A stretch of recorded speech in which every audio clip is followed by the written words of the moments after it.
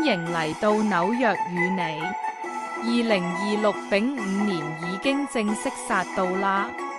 今年喺五行入面係火馬年，亦即係傳說中變動極大嘅赤馬紅羊劫開端。面對呢個大變局，香港六大玄學名師麥玲玲、蘇文峰、岑日飛、楊天命、張心芬同李成澤都各自出咗預測。睇勻咁多個師傅，究竟佢哋有咩絕對共識，又有咩各有千秋嘅獨家見解？今日一條片同你大起底，等大家喺紐約租樓收租、炒股買 crypto 都可以避開地雷，穩中求勝。第一點，經濟大震盪，勿衝動投資。我哋先講六大名師，絕對準確，一致認同嘅三大共同點。第一點，經濟大震盪，千祈唔好衝動投資。所有師傅都睇到，今年係水火相沖嘅格局，市場情緒會大起大落，甚至會有突發性嘅毀滅性事件影響經濟。無論你買股票定係咩資產，見好就收，定好止賺位，係今年保住個荷包嘅最高生存法則。第二點，全屋最兇嘅方位與6個 quarter 化解教學。第二個共識，今年全屋最兇嘅方位喺正南方同埋西北方。正南係五黃災星，西北係二黑病符。各位業主或者租客留意啦，呢兩個位今年絕對唔可以喐土。如果屋企要搞裝修，或者好似紐約冬天咁凍到熱水喉結冰塞咗要大維修，盡量避開喺呢兩個位動工。化解方法好簡單，師傅教落，喺正南同西北鋪一塊灰色或者金屬色嘅地毯，底下面放6個銅錢。喺美國生活，揾唔到銅錢唔緊要，放6個 quarter。25 仙銀仔一樣得，用金屬化曳土煞。屋企有養貓狗嘅話，記得將貓砂盤同主子將床移離呢兩個位啊。第三點，今年最受考驗嘅生肖馬鼠。第三個共識，今年最受考驗嘅生肖非馬同鼠莫屬。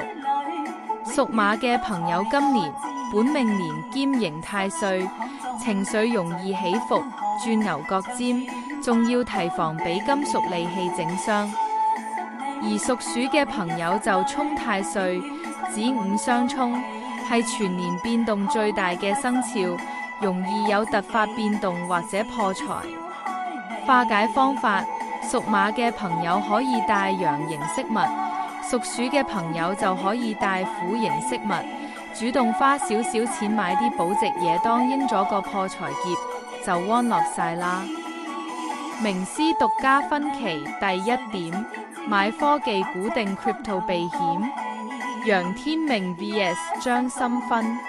講完共識，咁六大師傅又有咩分歧呢？呢度就係見真章嘅時候啦。首先係投資板塊大分歧。楊天命師傅睇得比較悲觀，佢特別點名警告 AI 人工智能板塊可能已經見頂，重倉熱門科技股嘅朋友今年要極度小心。但張心芬師傅就睇到危中有機，佢指出雖然股市波動，但黃金同虛擬貨幣 crypto 反而可能係今年嘅避險天堂。如果你平時有留意主流 crypto 走勢，今年可以繼續關注。但師傅都補多句，火馬年特性係快上快落，一定要嚴格控制風險，千祈唔好因為 FOMO 而去高追。名師獨家分歧第二點，各派風水催財旺事業秘技，正北、正東、東北。第二個分歧就係各派催旺風水嘅獨門秘技。想催財同催事業，蘇文峰師傅教路，喺正東方財星或者正北方武曲星放一杯水就搞掂。如果想頭腦清晰，準備專業考試，就可以喺東北方文昌位放4支水種富貴竹。不過岑日飛師傅就特別加多個空少警告，今年正北方雖然係武曲星，但同時亦係三煞位，放水催財絕對無問題，但正北位就嚴禁轉牆或者動土，否則容易惹禍上身，大家要記實啦。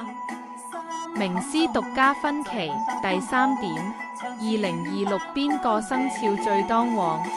雞、兔、羊各有支持者。最後一個分歧，究竟邊個生肖今年最當旺？師傅們各有心水。麥玲玲師傅力撐屬雞，話佢哋財運排第一，特別多女性貴人。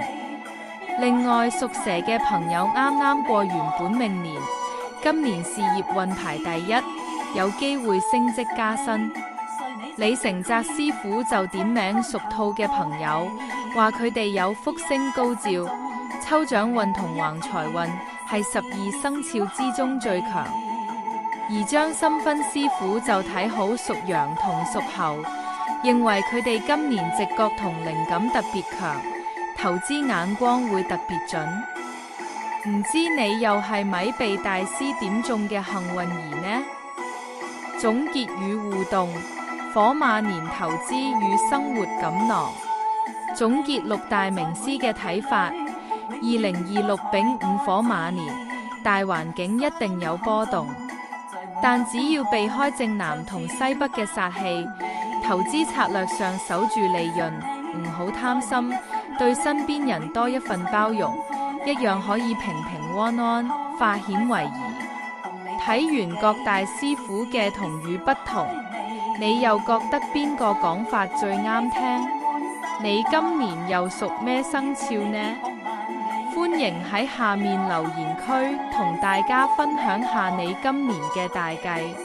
如果覺得呢條片幫到你，記住 like、share 同 subscribe 呢個頻道。我哋下次見，拜拜。